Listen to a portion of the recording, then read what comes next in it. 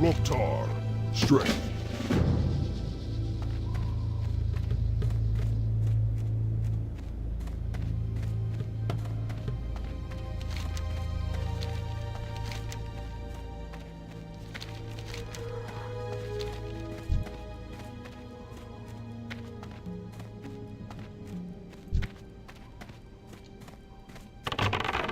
Cast that yet.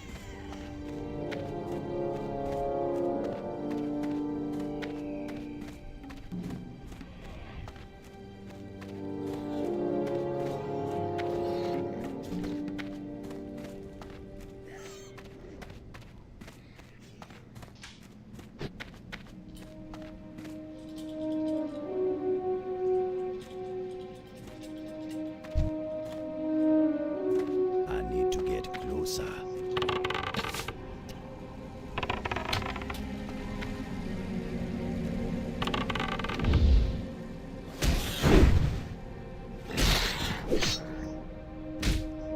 That's still recharging. That spell isn't ready yet. That's still recharging. That spell isn't ready yet. I can't cast that yet.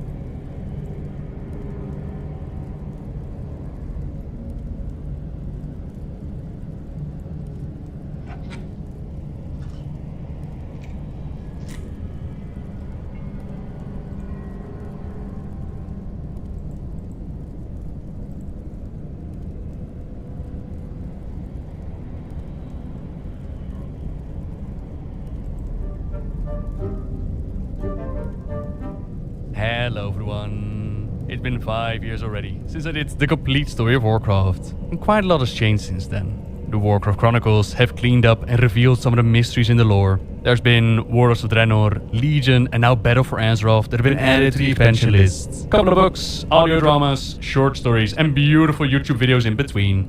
All in all, enough change to sit down and honor your many requests of getting an updated version. Give me 40 minutes and you will know the global story of the Warcraft universe. Now say that you do want more details on specific characters or events, then by all means check out the full chronological playlist linked in the description down below. Or of course, you could also decide to subscribe to the channel where we cover a new subject every single Monday. With that introduction out of the way, I invite you to sit back, relax, and enjoy the full story of Warcraft. In the beginning, before even the cosmos took shape, there was light, and then there was void. The tensions between these two opposing, yet inseparable energies, it eventually ignited a series of catastrophic explosions, birthing a whole new realm into existence. In that moment, where the light and void crashed with each other, the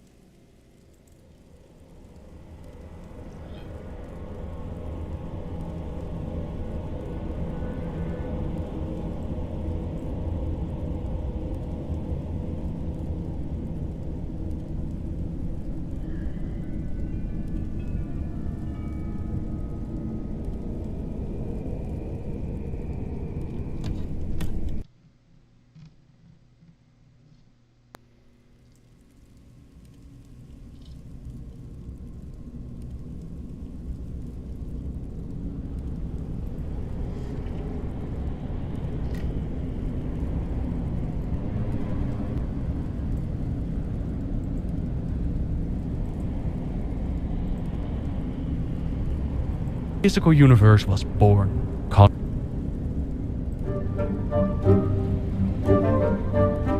Hello everyone. It's been 5 years already since I did the complete story of Warcraft, and quite a lot has changed since then. The Warcraft Chronicles have cleaned up and revealed some of the mysteries in the lore. There's been Warlords of Draenor, Legion, and now Battle for Azeroth that have been added to the expansion list. Couple of books, audio dramas, short stories, and beautiful YouTube videos in between. All in all, enough change to sit down and honor your many requests of getting an updated version. Give me 40 minutes and you will know the global story of the Warcraft universe. Now say that you do want more details on specific characters or events, then by all means check out the full chronological playlist linked in the description down below. Or of course, you could also decide to subscribe to the channel where we cover a new subject every single Monday. With that introduction out of the way, I invite you to sit back, relax, and enjoy the full story of Warcraft. In the beginning, before even the cosmos took shape, there was light, and then there was void. The tensions between these two opposing, yet inseparable energies, it eventually ignited a series of catastrophic explosions, birthing a whole new realm into existence. In that moment, where the light and void crashed with each other, the physical universe was born. Conflict between light and darkness. That is what created the Warcraft universe. Not surprising that we call it Warcraft, the stage for every story that we know of, and every story that's still to come. So out of this clash, the universe came to be. The energies raging across the cosmos, bringing life to worlds without number. The universe expanded. Different kinds of cosmic forces came to be. All kinds of different life and beings popped up. Amongst these beings were the colossal titans. Their spirits, known as world souls, they formed deep within the fiery core of a small number of worlds. Eventually they woke up, formed a pantheon, and they set out to wake up more of their kind, scouting the great dark beyond in search of them. While doing so, they brought order to the planets that they encountered. But not all force in the universe, they were down with an order lifestyle.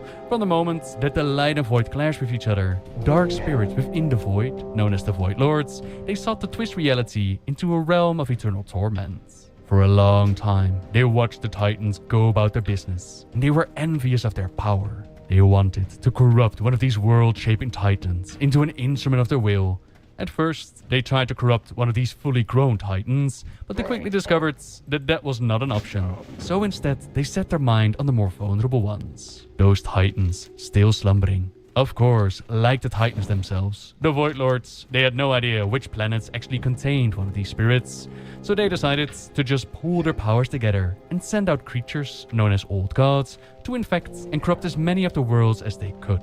A shot in the dark, hoping that at least a few of the minions would land on a planet which contained one of these spirits. As luck would have it, some did indeed hit their mark. In the meantime, the Pantheon, they were aware of the Void energies, but they had no idea of the Void Lords or the Old Gods. Their attention was consumed by another dark force, born from a realm called the Twisting Nether. Demons, we call them, beings enslaved to unbridled hate and malice. They hungered for nothing less than the destruction of all life in the universe. Not exactly a lifestyle that the Titans are down with. So as the demons caught their attention, the Pantheon decided to send out their mightiest warrior, the noble Sargeras, to deal with them. For ages, he traveled to the worlds under attack, battling the demons. Yet in time, he started to notice something quite strange. He encountered demons that he had battled and vanquished before. Turns out that the demons can only truly die in their own realm, within the Twisting Nether. Something that Sargeras did not fully realize. All he understood was that the demons, they did not stay dead. So instead, he decided to imprison them within a pocket dimension. Their prison would soon enough overflow with demons, which brought peace to the cosmos. Now attacks from the demons, they would remain a constant threat to the great dark beyond, but they became increasingly rare. The Titans' world, they prospered, and life in all of its complexity flourished, until Sargeras found out just how dark the great dark could be. On his journey, he discovered a world infected by the Old Gods, and not just any old world, this was one with a slumbering titan inside. The demons that were chilling on the planet, basking in the void energies. They were interrogated by Sargeras until they revealed what they had learned about the Old Gods and the ultimate, terrifying plan of the Void Lords. If the powers of the Void were indeed successful in corrupting a slumbering titan, it would awaken as an unspeakably dark creature. No power in creation, not even the Pantheon, could stand against it. In time, the warped titan would consume all matter and energy in the universe, bring every mode of existence under the Void Lord's will. In that moment, Sargeras, the undefeated champion of the Titans, knew fear for the first time. Knowing what the Void Lords were after, with sorrow in his heart, he decided that this slumbering titan could never be allowed to wake up. His mighty blade split the world in two. The explosion, it did consume the Old Gods and their dark energies, but it also killed the nascent titan. When Sargeras met up with the rest of the Pantheon again, he told them of what he had learned, what he had done to stop it, and the Pantheon, they weren't too thrilled with his actions. There were already so few of them in the vast universe. They couldn't believe that Sargeras had killed one of their kind. Who knows what they could have done to save it, to cleanse it from its corruption. Purging it was not the only choice that they had had, and an heated argument followed. In the end, Sargeras remained unconvinced, and he believed that only by burning away all of creation could the Titans stand a chance of stopping the Void Lord's ultimate goal. In Sargeras' mind, even in a lifeless universe, it was better than one dominated by the Void. Life had taken root in the cosmos once before. Perhaps after scouting it of its corruption, life would take root once again. The Pantheon would never see it his way, and Sargeras stormed off to follow his own plans. The prison that he had worked so hard to fill, it was shattered, and the demons were recruited into his army. It was time to lead a crusade, a burning crusade with his burning legion, to burn away the corruption. While Sargeras was away to form his burning legion, the rest of the Pantheon, they kept on going with their quests. Eventually, they stumbled upon a planet which contained a Titan spirit, but was also corrupted by the Old Gods. We now call this planet Azeroth. And instead of destroying it, they sought to help that slumbering spirit inside by bringing order to the planet. As Sargeras demonstrated, the Titan's power, it was more than enough to destroy the Old Gods, but the Pantheon feared that doing it themselves, it would cause too much damage to the soul. So instead, they created an army of enormous servants from the very crust of Azeroth itself. These Titanforged, they were led by Titan Keepers in the war against the Black Empire, the Empire of the Old Gods, known as Kafun, Yogg-Saron, Y'Shaarj, and N'Zoth. First, they battled with the enslaved Elemental Lords. Now slaying them, it was not really an option, as they were bound to Azeroth itself. So they decided to follow Sargeras' example and created a pocket dimension to contain them. This elemental plane, it would house the elements safely. With the Old God's mighty lieutenants out of the way, their battle continued against the Old God's remaining forces, and eventually the dark, mighty beings themselves. The first one, Yasharaj, turned out to be so powerful that the Pantheon feared the Old God would overwhelm their servants. Despite the better judgment, they still reached down and ripped it out of the planet. What they had feared was exactly what happened. A massive wound was left behind, and now the lifeblood of that slumbering Titan spirit, it was starting to spill out. Now they knew for certain that tearing out the Old Gods would destroy Azeroth itself. Instead, imprisonment was once again the better solution. Kafun, Yaxaron, N'Zoth, and the heart of Yasharaj, which had fallen back onto the planet as they had ripped it out. They were all contained within their own subterranean chambers, locked away within enchanted prisons. The war against the Black Empire, it was won by the Pantheon and their servants. And despite that darkness being locked away beneath the world, for the first time in Azeroth's history, a sense of peace settled over the planet. Now there was still quite a bit of work to do. First step was patching up the wound that was left behind by Yasharaj with something that they called the Well of Eternity. With that immediate threat out of the way, they worked on strengthening the nascent world soul and stabilize its life force. Titan machineries and facilities, they were built for that exact purpose. To help it grow, help it heal, help it mature into a Titan, rumored to be even more powerful than Sargeras himself. More of the Titan forts were created to help safeguard the world, keep an eye on things, shape the surface, and help that spirit grow. Now don't get me wrong, not all of the creatures on Azeroth were actually shaped by the Titan's hands. Some of them evolved over time, or were simply already there. Twilight fell as the Titan Forge surveyed the world that they had shaped, and they named the primary continent Kalimdor, Land of Eternal Starlight. The Titans had done everything possible to heal the world of Azeroth and assure the world's sole future. All that remained now was to wait and hope that one day the world's soul would awaken. As Azeroth was left behind to do its thing, the Titans, they ran into Sargeras again, going about his burning crusade. They tried to convince him of another, better way. They had just done some amazing things to a corrupted world soul. Perhaps one day, this one would actually awaken and stand with them. Sargeras did not have to burn all of creation, but the Dark Titan, he heard nothing but another target for him to take out. A massive battle followed by these titanic beings. A battle in which Sargeras struck down his former brothers and sister. Their spirits, they did survive, but their forms were shattered, and Sargeras then set his eyes on finding this Azeroth. At the time, he didn't know where in the great dark beyond this corrupted planet might be, but he had time and he would eventually track it down. Also, that battle with the Pantheon, it showed him that his demonic forces, they were quite powerful, but they definitely lacked in leadership. Intelligent minds to lead his forces. The Dark Lord of the Legion figured that the race of Eredar from the planet of Argus, that they would make for a fine addition to his troops. He showed up and offered them a spot amongst his ranks. Power and knowledge beyond their wildest dreams. Two of their three leaders, Kil'jaeden and Archimonde, they were on board with his plan. They decided to sign up, while the third leader, Velen the Prophet, he saw that this was a very bad idea. Instead of joining Sargeras, he decided to take as many of his people as he could, and he ran away. Run away with the aid of the Naru, beings of holy light.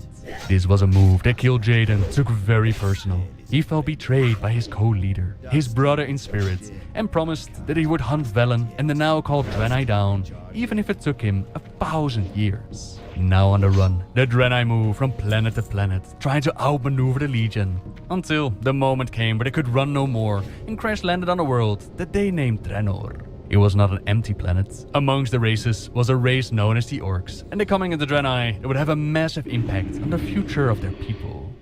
In the meantime, on Azeroth, we saw life do its thing.